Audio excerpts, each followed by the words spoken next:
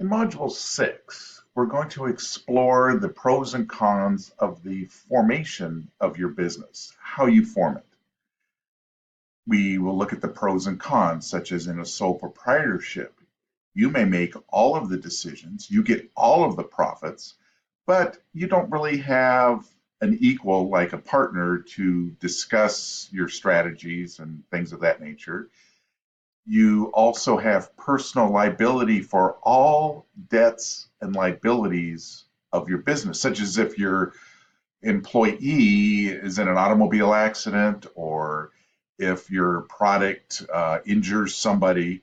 Your assets, your house, your bank account, your savings can all be taken to pay for this business. Now, you form a corporation or a limited liability company, you may have some uh, shielding from liability. That's one of the things you're going to explore.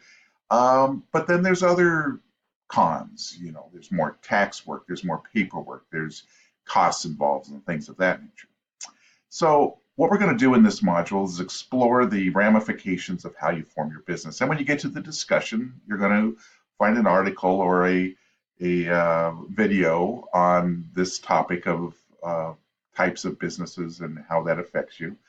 But this discussion does have a question for you to answer, and that question is going to be after you've done the reading, seen the videos, and fully participated in the discussion and seen the videos and articles that other students have posted, what type of business would you want to form? Would you want it to be a partnership, a corporation, a limited liability company?